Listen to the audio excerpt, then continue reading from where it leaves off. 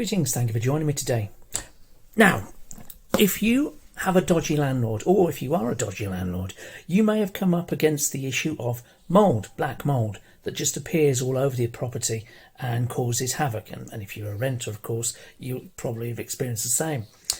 The cause of mould is usually the fact you've got too much moisture in your environment. Too much moisture either in the walls, in the plaster, dripping through the ceiling, coming from leaky pipes, or just in the air.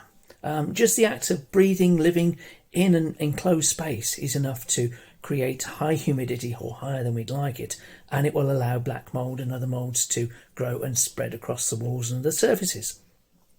This can be a hazard to health and bring on asthma attacks to the point when you can be hospitalised or even killed by it. So it is worth dealing with it, treating it as an urgent matter. Many other things you can let go, but black mould, no.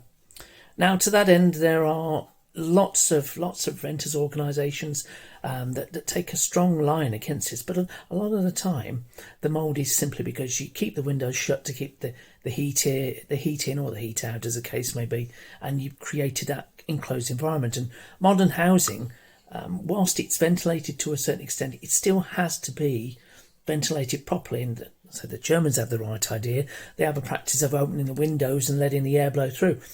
We in England don't do that, and maybe we should get into the habit of it. Anyway, so we've been suffering quite a bit of black mould in our master bedroom, and as a result, I decided to start taking steps to deal with it. So one thing you can do is you can bleach the affected area. So we had black mould all over the ceiling. Now I'll put in a couple of pictures of that.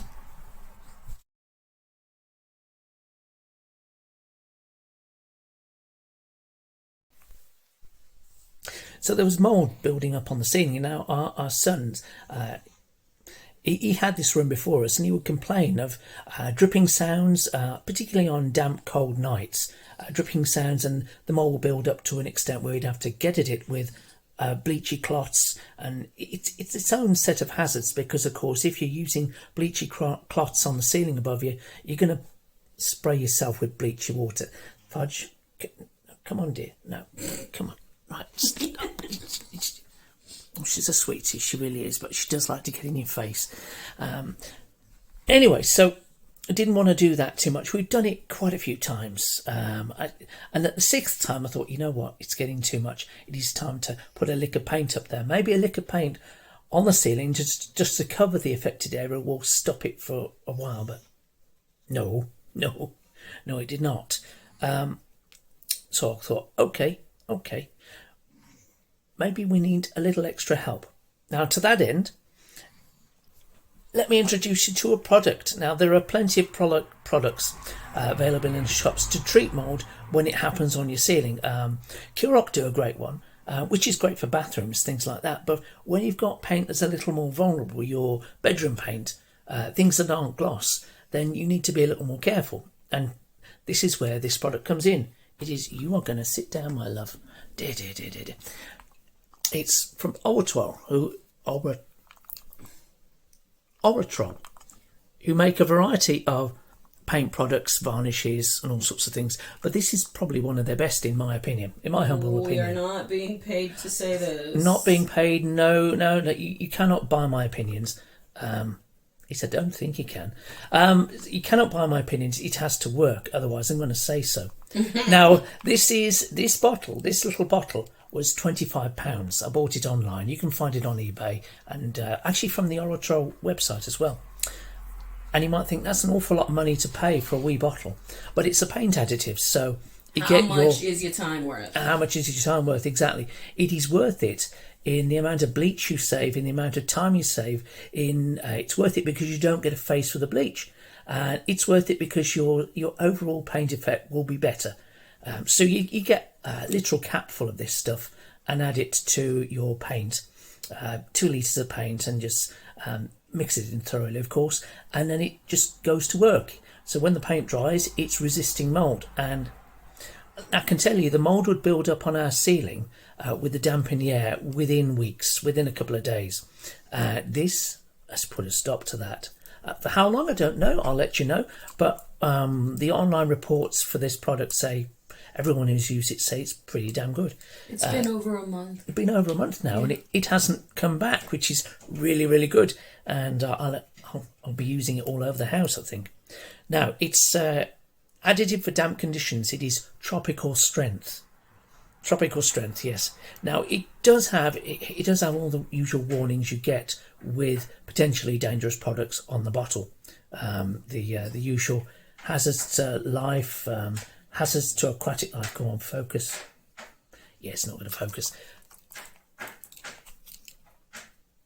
It is 2-octyl 2H isothiazone 3-1, which obviously if you get a mouthful of it, it's going to do you no good. So you've got to use lots of care when you apply it.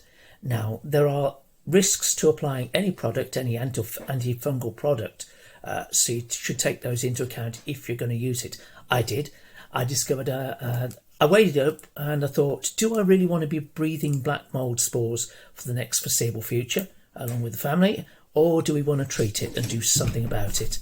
So decisions were made. There is nothing out there that really tackles the mould quite the same way.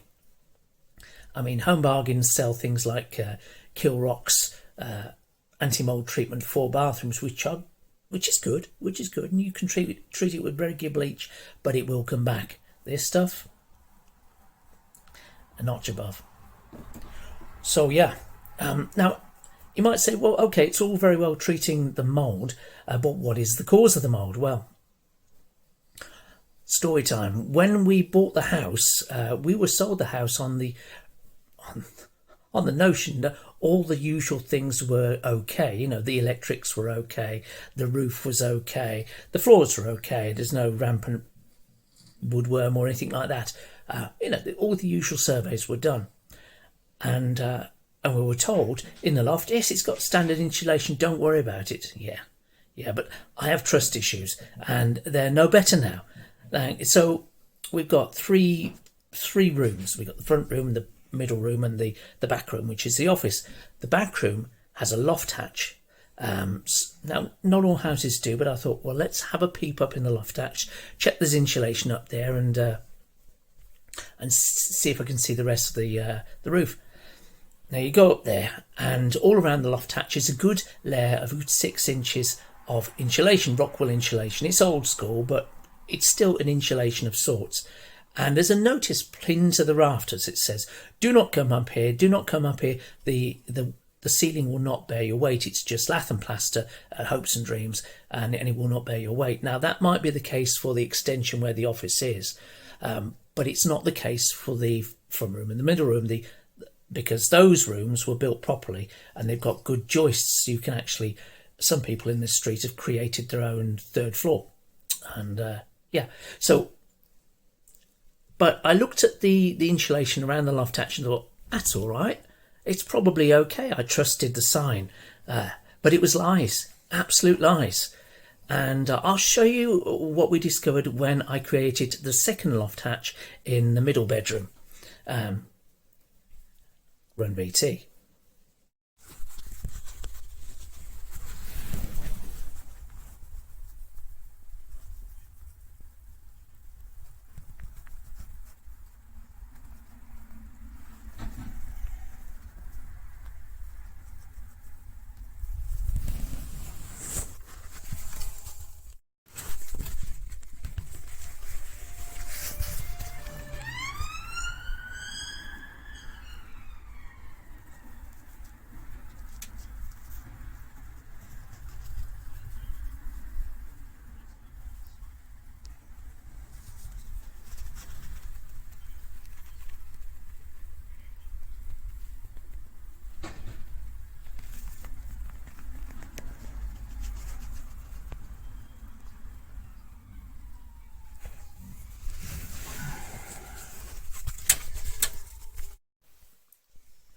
You could see that the air was rushing through that loft so swiftly that even though, I mean, the mould resistant paint was still resisting mould, but it was turning the paint transparent.